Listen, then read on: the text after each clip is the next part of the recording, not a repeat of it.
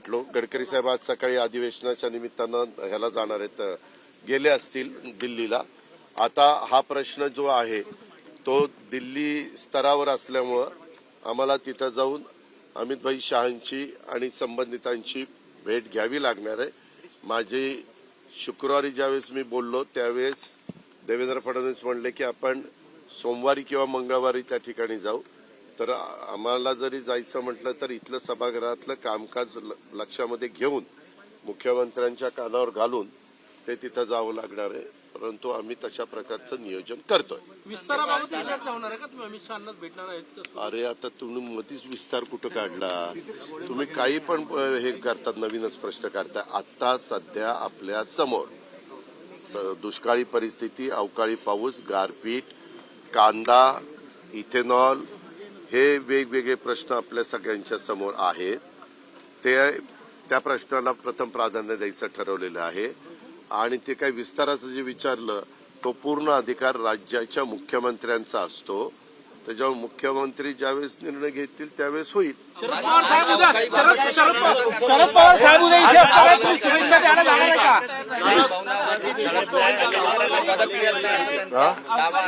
काय शेतकऱ्यांसाठी तुम्हाला तेच सांगतोय ना, मधल्या काळामध्ये कॅबिनेटला वेगवेगळ्या पालकमंत्र्यांना आपापल्या जिल्ह्यामध्ये जाऊन पाहणी करा असं सांगितलेलं होतं.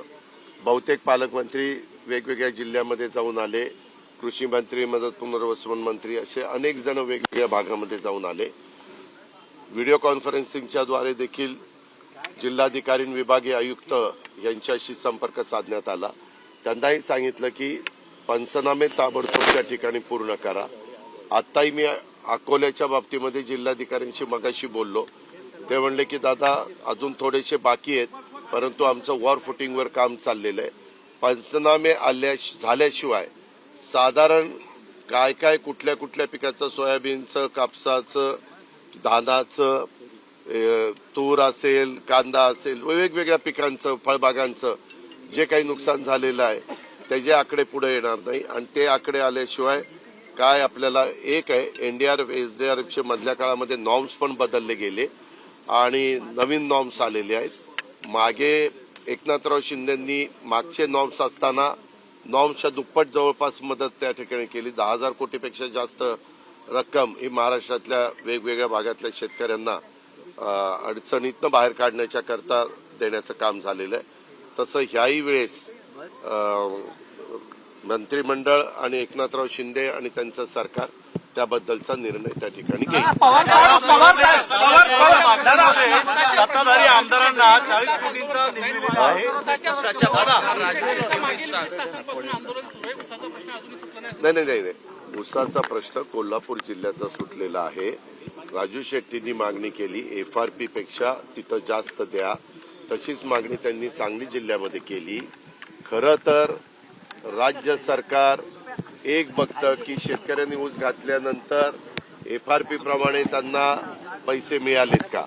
पैसे मिळायला उशीर झाला तर राहिलेल्या जेवढा उशीर होईल त्याला 12% व्याज का असं लावलं जातं आणि ते शेतकऱ्याला दिलं जातं. अशा पद्धतीनं ती भूमिका आहे. परंतु राजू शेट्टी शेतकरी संघटनेचे नेते या नात्याने त्यांची वेगळी मागणी आहे. आता ही मागणी कोल्हापूरच्या कारखानदारांनी एकत्र बसून त्याच्यातनं मार्ग काढलाय. आता ह्या बाबतीमध्ये सांगली जिल्ह्यातल्या कारखानदारांनी एकत्र बसून त्याच्यातनं मार्ग काढावा.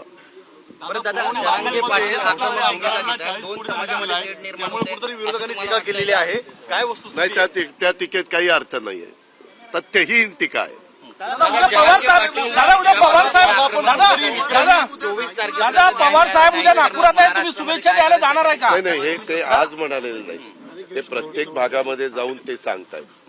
स्वतः राज्याच्या प्रमुखांनी त्यांच्याशी त्यावेळेस संपर्क साधून, तुम्हाला सगळ्यांना माहिती आहे, अख्ख्या महाराष्ट्राला माहिती आहे की त्या संदर्भात उद्याच्याला काही निर्णय घ्यायचा म्हटलं तर तो कायद्याच्या, नियमाच्या, घटनेच्या चौकटीमध्ये बसला पाहिजे. पाठीमागं 2 सरकारांनी, पृथ्वीराज बाबांचं सरकार महाविकास आघाडीचं होतं, त्याच्यात मी पण होतो आणि नारायणराव राणेंचे आपण कमिटी केलेली होती. त्यावेळेस आपण आरक्षण दिलं. दुर्दैवाने ते आरक्षण हायकोर्टात टिकलं नाही. त्याच्यानंतरच्या काळामध्ये देवेंद्र फडणवीसांच्या नेतृत्वाखालचं सरकार आलं, त्यांनी आरक्षण दिलं. ते आरक्षण देत असताना ते आरक्षण हायकोर्टात टिकलं, पण सुप्रीम कोर्टामध्ये दुर्दैवाने टिकलं नाही. आता इजाबिजा झालेलं आहे, मागणी तर येते. सांगताना राज्य सरकारच्या प्रमुखांनी आणि आम्ही सगळ्यांनी एक गोष्ट सांगितलेली आहे की आजपर्यंत ज्या ज्या घटकाला आरक्षण मिळालेले त्या कुठल्याही घटकाला धक्का न लावता, त्या आरक्षणाला धक्का न लावता हे आरक्षण देण्याचा प्रयत्न त्या ठिकाणी चाललेला आहे.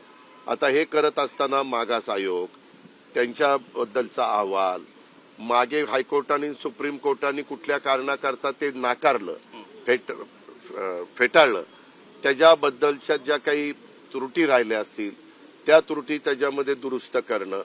आणि नेहमी मुख्यमंत्री सांगतायत की आता देताना टिकणारं आरक्षण द्यायचंय, परंतु ते देताना इतरांनाही कुणाला धक्का न लागता द्यायचंय. आता प्रत्येक जण आपापली भूमिका मांडण्याचं काम करतंय, आपापल्या पद्धतीनं प्रेस घेतंय किंवा भाषणामध्ये सांगतंय. आता त्यांना प्रत्येकाला आपली भूमिका मांडण्याचा अधिकार आहे, परंतु सरकार म्हणून आम्हाला काम करत असताना हे सगळ्या कायदा सुव्यवस्था घटना ह्या सगळ्या गोष्टी बघाव्या लागतात आणि तशा पद्धतीनं सरकार बघतंय आणि मार्ग काढतंय. उद्या पवार साहेब इथे तुम्ही जाणार आहे उद्या